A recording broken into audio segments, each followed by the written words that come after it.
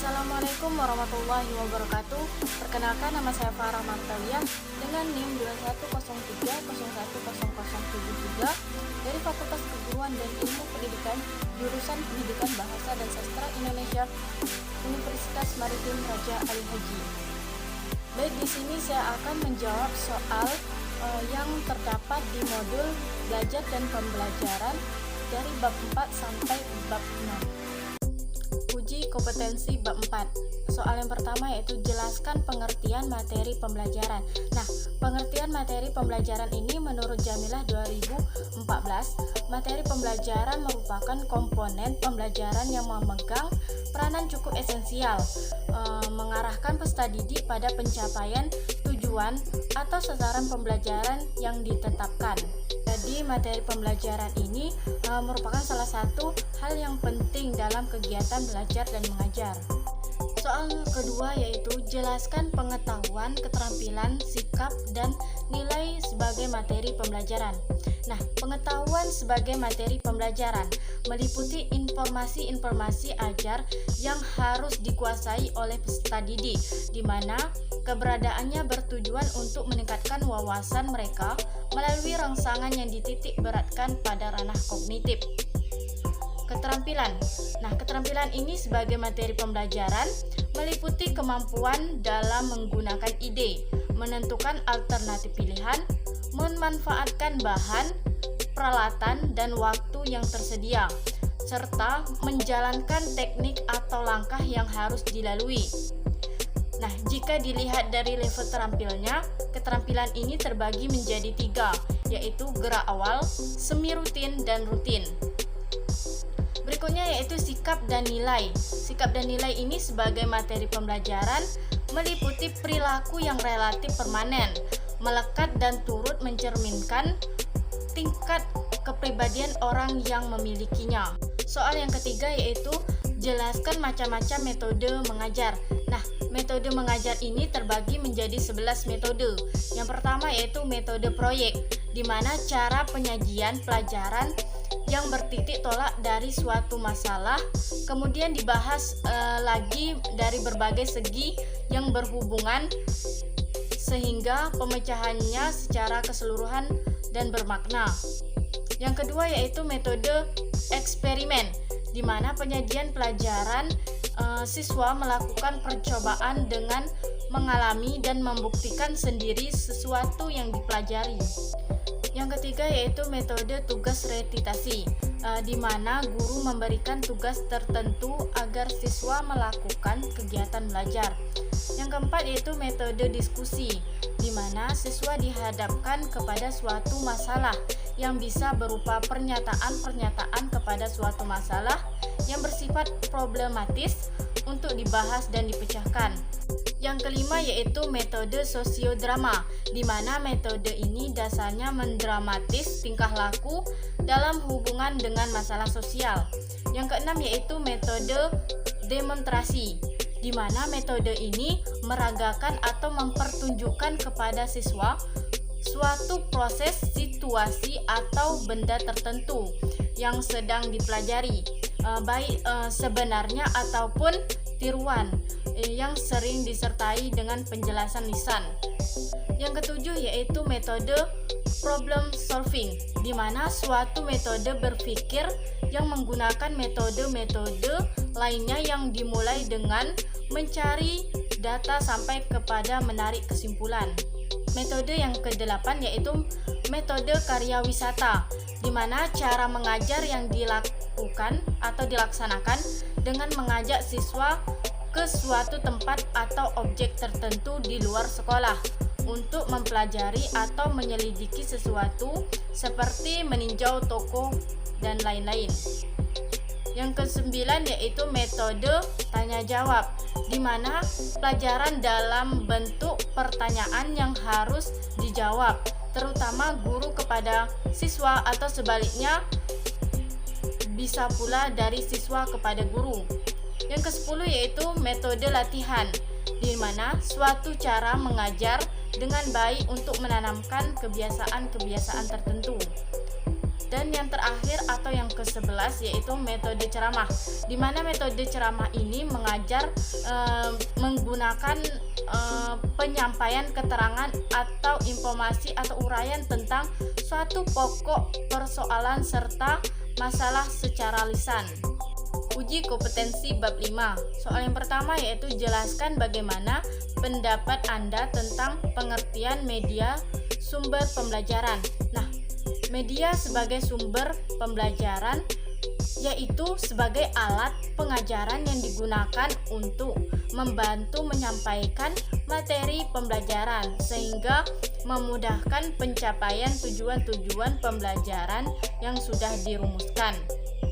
Media pembelajaran juga merupakan sesuatu yang dapat dipergunakan untuk merangsang pikiran, perasaan, perhatian, dan kemampuan atau keterampilan peserta didik sehingga dapat mendorong terjadinya proses pembelajaran.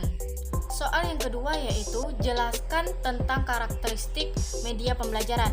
Nah, karakteristik media pembelajaran ini merupakan kemampuan merekam, menyimpan, melestarikan, merekonstruksi, dan mentransportasikan suatu peristiwa atau objek, di mana karakteristik media pembelajaran ini terbagi menjadi 3, yaitu karakteristik media audio, karakteristik media visual, dan karakteristik audiovisual. Karakteristik media audio ini memiliki ciri utama dari media audio, yaitu pesan yang dituangkan dalam lambang auditif, baik secara verbal, bahasa lisan atau kata-kata, dan nonverbal, bunyi-bunyian, dan vokalisasi seperti gumaman, musik, dan lain sebagainya. Berikutnya yaitu karakteristik media visual, terdiri atas 3 macam, yaitu pesan visual yang terdiri atas gambar, grafik, diagram, bagan, dan peta. Yang kedua yaitu penyalur pesan visual verbal, nonverbal, dan grafik yang terdiri atas buku dan modul, komik, majalah dan jurnal, poster, dan papan visual. Dan yang ketiga yaitu benda asli dan benda tiruan. Dan yang terakhir adalah karakteristik audiovisual, di mana media audiovisual ini terbagi menjadi 2 jenis.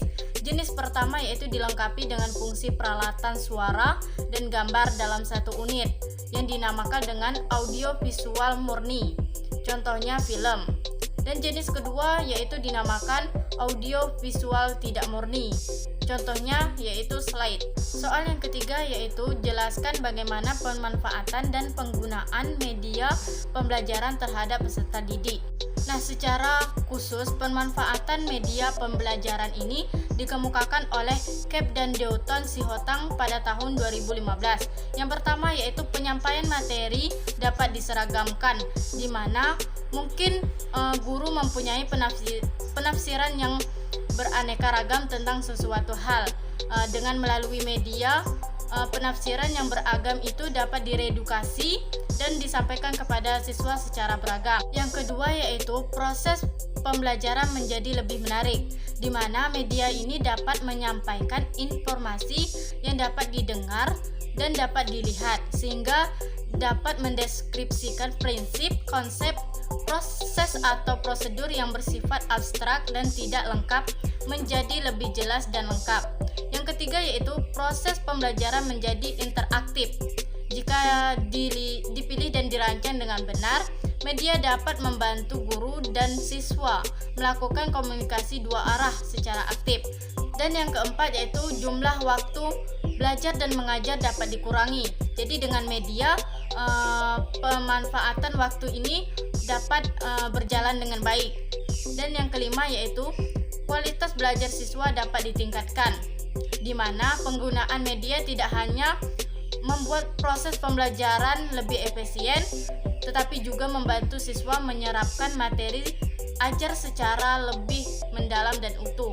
Dan yang keenam yaitu proses pembelajaran dapat terjadi di mana saja dan kapan saja. Dan yang ketujuh yaitu sikap positif siswa terhadap proses belajar dapat ditingkatkan, di mana dengan media proses pembelajaran menjadi lebih menarik dan dapat meningkatkan kecintaan dan apresiasi siswa terhadap ilmu pengetahuan dan proses pencarian ilmu.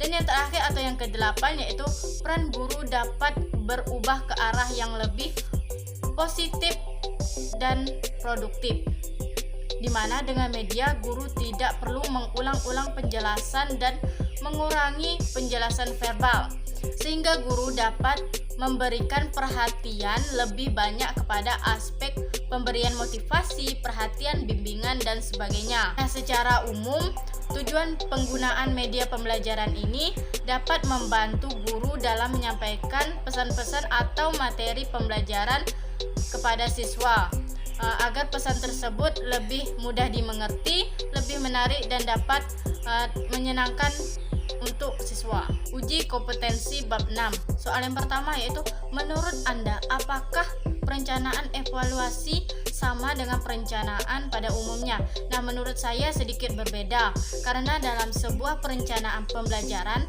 dilakukan sebelum kegiatan pembelajaran dimulai.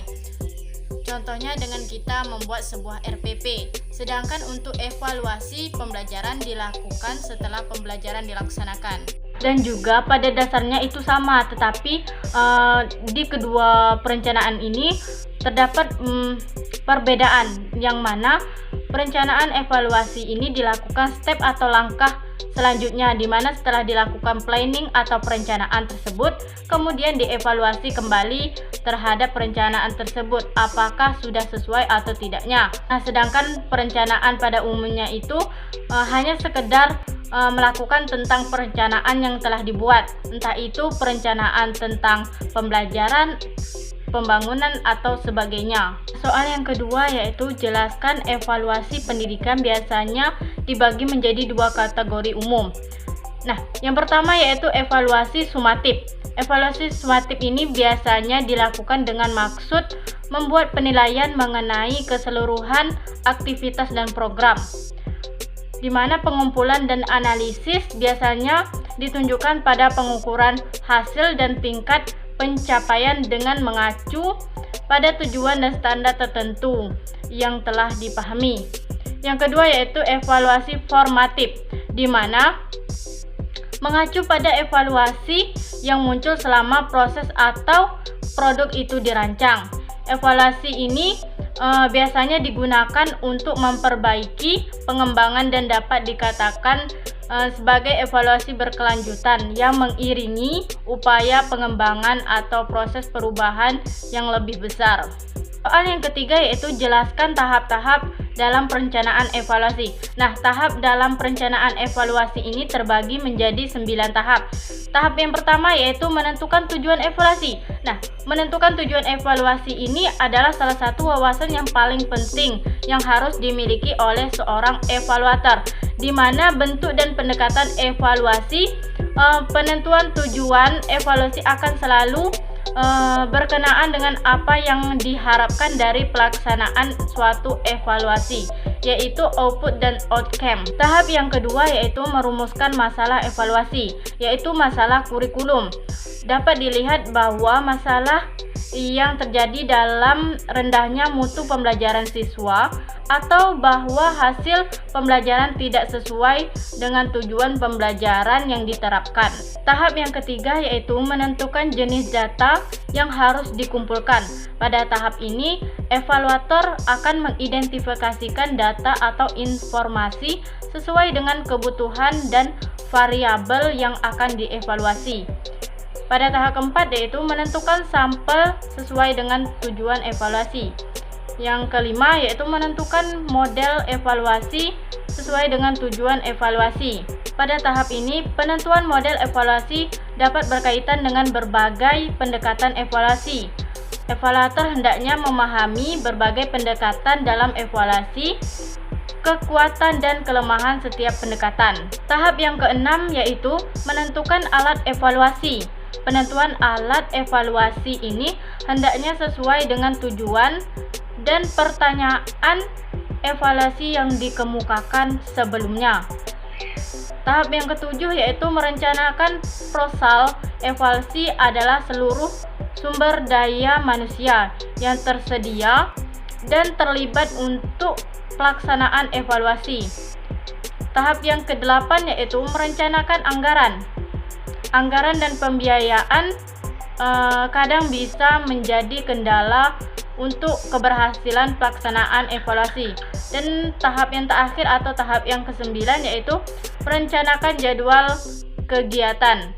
Perencanaan jadwal kegiatan ini dapat didasarkan pada permintaan klien, kebutuhan program atau perpatokan pada kriteria dan peraturan tertentu. Sekian dari saya ucapkan terima kasih. Wassalamualaikum warahmatullahi wabarakatuh.